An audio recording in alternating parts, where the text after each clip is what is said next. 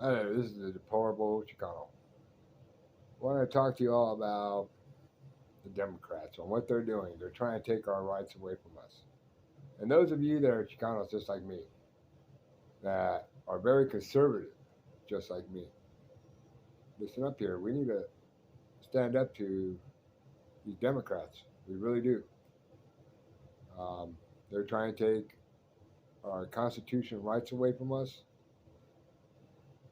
You know, and we can't let that happen. You got to vote them out. Vote them out of office. I'm not saying go out and do something stupid though. Please don't do that. Don't do anything stupid. But take it to the ballot boxes and do it there.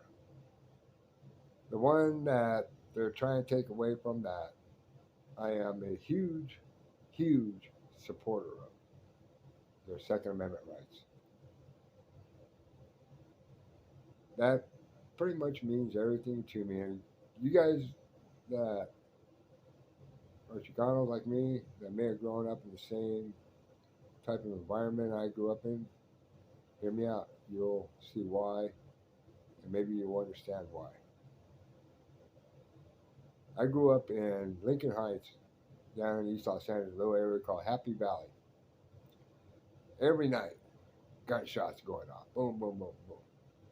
You know, cops were even afraid to go up into our neighborhood when I was a kid because the guys would hide up on the side of the hill, shoot at cop cars as they came by. So the cops were kind of nervous to go up there. You know, but then when they did come up, they came up in force. That was for sure. I remember having my doors kicked in when I was a kid. Not knowing what the hell was going on. My mom and dad are yelling and screaming. Cops are in there. I got guns in my face by LAPD. You know, and I'm probably under the age of 10. You know, not knowing what the hell is happening. But and I also had people from the neighborhood come and kick our door in because they wanted their drugs. They wanted money or they would steal something, whatever. And I even had them put guns in my face. I've had my mom run and drag me into the closet to try to hide me, shove me underneath the bed, stuff like that. Believe me, it actually happened. You know, walking to school. When I was a kid, especially when I was a teenager, that's when it got a little bit worse. Not a whole lot worse, but it did get worse. Getting jumped, getting shot at, being chased by the neighborhood that's next door to the neighborhood that I'm from.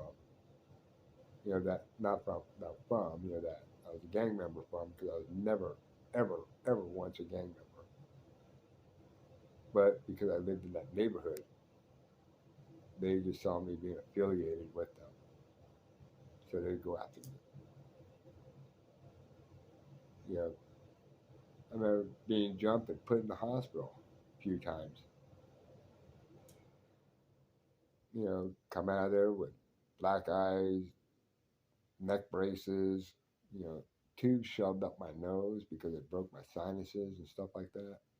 It actually happened. Getting ran over by them by on purpose. They run me over, thinking I'm from the neighborhood that I just so happened to be going through, and I didn't live in that neighborhood. I just happened to just be going through there on my skateboard, going to my friend's house that lived three neighborhoods over. So yeah, things like that happen. And it still does happen, not to me, but I know to a lot of other guys that were like me when I was younger. And I feel bad for you guys, but you know what? Keep your head up. Just keep doing what you're doing. Let them know you're not from the neighborhood. You just live there. That's it. You have no other choice. That's where your mom and dad put you at. You're just going to your friend's house. Go party, go to a concert, go to a restaurant, go movies, whatever. Go pick up chicks, whatever you're doing. Don't matter. You know, Don't dress up like one. Don't wear their colors. Don't get all the tattoos that affiliate you to any type of a neighborhood. If you do, like me, I got one of my mom and dad because they both died. I got one of my wife. I got one with my mom's name on it, one with my name on it, one on my back with just a skull, and one on my leg. But it has nothing to do with any type of a gang or anything I believe in or anything like that. Nothing. And I always kept my nose clean pretty much. I tried at least. Yeah. I didn't get hassled by the cops all that much when I was younger. I actually wanted to be a cop. I even went down and joined the LAPD Explorers when I was a kid. Then I got ran over by an illegal drunk driver that really screwed me up to where I couldn't ride my skateboards anymore. I couldn't go ice skating no more. I couldn't play hockey. I couldn't do anything. The military would not take me because of my legs. The LAPD wouldn't take me because of my legs. The LA County Sheriffs wouldn't take me because of my legs. Because my kneecaps were so messed up, and I got artificial gel caps in them. So none of them would take me. So I had to find other options of life. Because you know what? I didn't let that get me down either. I learned from all that. I learned to build myself up from that. I became a truck driver for movie productions, for studios. I did it for over 20 years. I was able to retire out of it. Made a damn good living. Was able to raise my family the way I wanted to raise them, not like the way I was raised. And I also taught my family, how to be conservative, how to believe in your constitutional rights. My daughter, I wanted her to know her constitutional rights 100%, fully to the extent. I wanted her to learn how to shoot. I wanted her to learn how to hunt. Everything. you know, how to protect herself. You know, and she has done that. She's a professional in her career. She's been at the same job for about 20 years, give or take. She's doing damn good for herself. You know, she has a nice home. She gave me 3 beautiful grandkids. I'm very proud of her. Couldn't ask for anything more. You know, Matter of fact, my wife is down there in Las Vegas with my daughter right now. That's why I'm at home by myself up here in Nebraska. Because now I live in Nebraska. I moved out of California because I saw it going towards communism, and I didn't want to be into all that communist crap. That was all bullshit out there. That's all it is. But I wanted to talk to you guys about these Democrats. They're passing these bills. They're saying that all weapons, not just the ARs and the AKs, are assault weapons. They're saying our handguns now are also assault weapons if they hold more than 10 rounds in a magazine. I can't believe this shit. Are you serious? Are you guys really that god dang stupid? You know, my handguns are used for self-defense and self-defense only, other than maybe going to the shooting range and going and shooting up a piece of paper. And I carry them on me for my self-defense, for my protection. Because you know what? Flacco down the street, he doesn't care about what he has. He might have that AR-15 with 30 rounds and may have 5 magazines on him. with 30 rounds in each magazine. He don't give a shit. So you guys can go ahead and put as many bans on assault weapons as you want, thinking, oh, well, we're going to, that whole bullshit line, we're going to save everybody. We're going to make, the streets more safer by taking guns away from people that went out to the store and legally bought a gun for their protection. They're going to protect the streets from us, but they're not going to go after Flacco down the street that has all these so-called ghost guns. They got guns that don't have serial numbers on them. You get them from, gun runners or whatever they get them from. I remember when I was a kid, I was offered several guns.